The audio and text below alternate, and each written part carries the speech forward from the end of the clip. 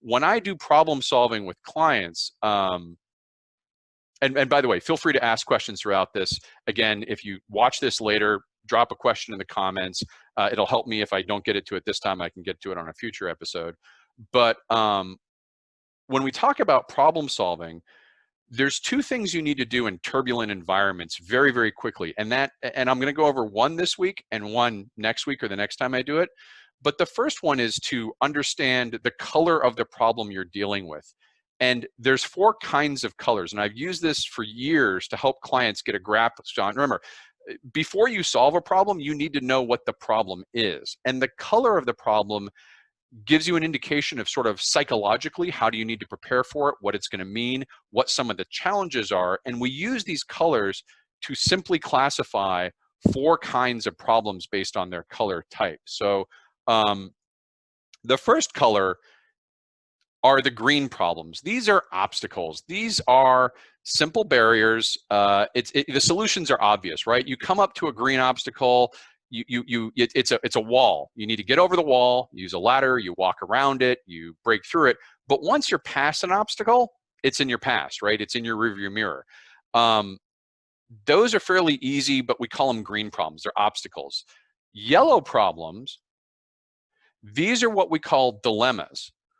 A dilemma, the benefit of a green problem is the solution is obvious and low cost.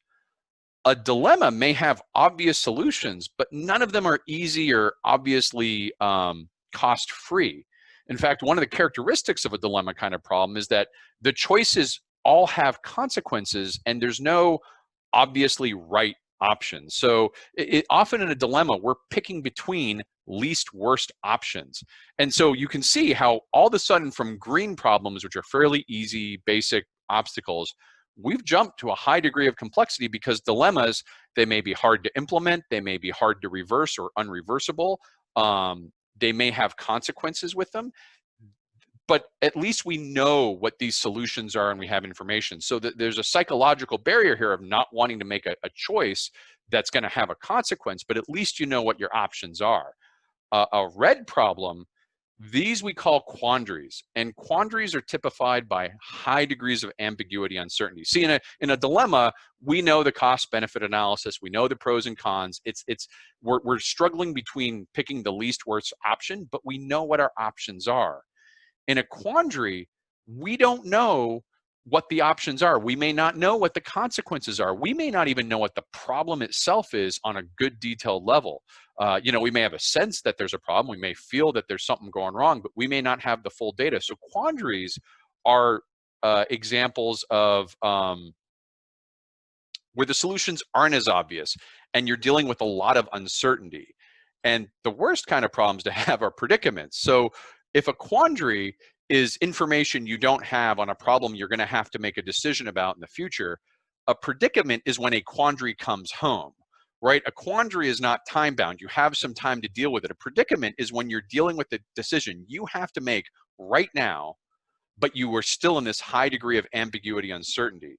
And this is the predicaments are some of the most challenging problems because you're still in this high ambiguity, but you got to make decisions right now. So how do you, as a leader, if you're a leader or a problem solver, how do you go through these psychologically, right? I advise folks, if you're a leader, don't micromanage your greens, right? Delegate your green problems out to your problem solvers, hand them out, get them off your plate, and go into your problem solving toolbox, whatever you need. Again, the solutions are fairly obvious and the costs are low, so solve your green problems quickly. You need to clear the decks for the yellow, red, and purple problems. If you're a leader and you're dealing with green problems, you're probably too far in the weeds and not having enough perspective, nor are you trusting your teams enough to sort of solve your green problems.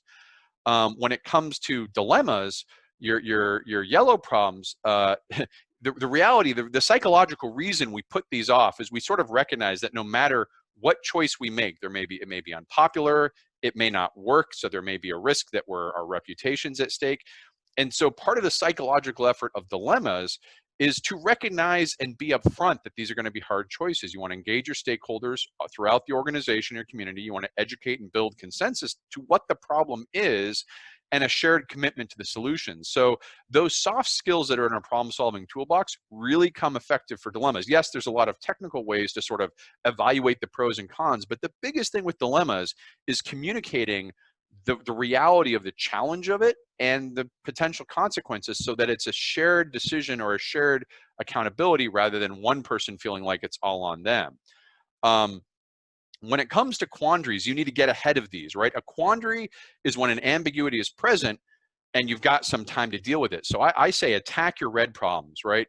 While you're delegating your greens to clear your deck, hopefully, and you're sort of building consensus around your dilemmas, spend your energy attacking your red problems because you have some time. Go to those analytical tools, go to those toolbar, and we'll talk about ones throughout these courses, what some of those tools are. But the whole point of a quandary is to clarify your options. Get rid of that ambiguity as much as you can. Do the analysis, do the work. You might shift it from a quandary back to a dilemma. You might even shift it from a quandary to an obstacle. If you can figure out, get rid of that ambiguity and uncertainty, that's a good place to be. And of course, predicaments are the worst because you've run out of time. You've run out of the ability to do this sort of analysis of the quandary. And this is where you can really create turbulence in a team because everyone tends to sense when a predicament hits. It's not really a confusion. You know, leaders tend to hold things back and sort of be reluctant to share, but teams get a feeling of when a predicament is. And, you know, your behaviors while you're in a predicament, be calm, be professional, um, stick to your guns, be thorough, be respectful. But when you decide, commit to it. It's kind of like a predicament is like you're in a swamp and suddenly you find out there are toxic fumes in the center, right? You've got to rally your team quickly and get moving to find a way out. And that means no matter which path you pick, if you keep reversing course, you're going to keep going back to the center and you're guaranteed to get stuck in the middle. So think about predicaments as you don't have time for paralysis analysis anymore. That time has passed in your quandaries. You need to make the best informed decision you can quickly and then commit to it until it's obvious it's the wrong one. But I mean, the worst thing with a predicament is when people get spun around like a top and kind of go back and forth on these options and they just end up circling around the center gravity of the problem. And then you're losing more time. So again, your green obstacles, delegate them, get them out of the way.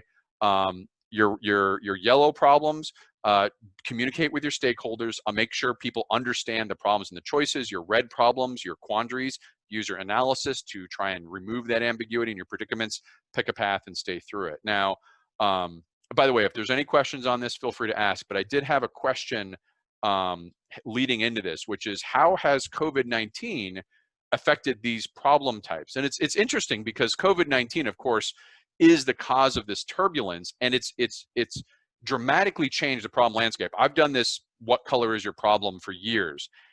And first of all, COVID-19 throws up a host of obstacle problems, right? How do you wear a mask? Where do you get your PPE? How do you reconfigure for space and social distancing? How do you allocate your there's a lot of green problems in COVID. So as a leader, first thing you need to do is expand your problem solving team and get folks working on those obstacle problems. Don't try and solve them on itself. The dilemma of COVID-19 is that you're constantly dealing with these tensions between safety and performance. And those can be not always obvious as to, I mean, as leaders, we're used to these kind of X and performance, morale and performance, cost and performance. Now we've got safety thrown in. And safety is something that's much harder to compromise on and maintain any integrity as a leader. So as a dilemma, COVID-19 dilemmas are particularly apt because you're not just asking for extra hours at work or extra focus. People have relatives, they have communities, they have children, they have stakeholders and friends who may be at greater risk. Anytime you're asking someone to take a risk of COVID, you're asking them to take a communal risk on behalf of their entire network. And that means it's a lot harder dilemma.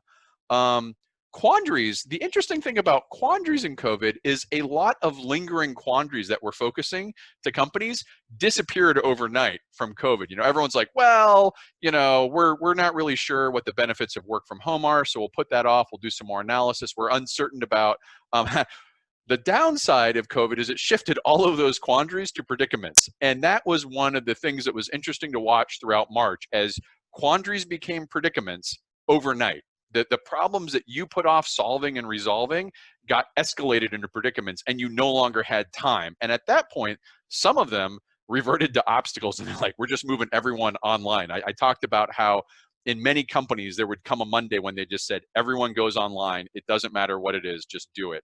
Oh, Jennifer, good comment. Yes, so much sense in regards to software development leadership. I'm interested in, if you have, Jennifer, any examples to share of sort of green, yellow, red, purple problems. But yeah, COVID shifted the whole problem landscape and made it a lot more complex. But you can still use these to think about it. It's, you know, your quandaries became predicaments. So yeah, your reds became purples, and a lot new greens showed up, and a lot of them, then you have these dilemmas. But it doesn't mean that the method of how you approach these problems changed.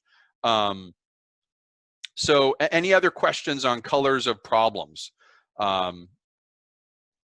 before I continue on? Because there's one kind of particular problem that has come up a lot, and we'll use these terms as I look at other problems. So when I asked on Facebook for the kinds of problems, I look at these problems and I say, that's a green problem, or that's a red problem, or that's a purple problem. So we'll use these types in future episodes, which is why I wanted to go through today and kind of describe what they are. Appreciate your time today. If you have any questions on structured systems thinking, have a problem you'd like our help on, or want to know more about developing your own capabilities in systems thinking, please reach out at the email below. We'd love to hear from you. If you're interested in what we do and want to follow our journey, I've added our LinkedIn and Twitter information. And we plan to regularly update this channel with quick tips and case studies to help you get the most out of your systems thinking and lean efforts. If you want to be notified whenever we add new video content, please consider subscribing to this channel by clicking on the red subscribe button below this video.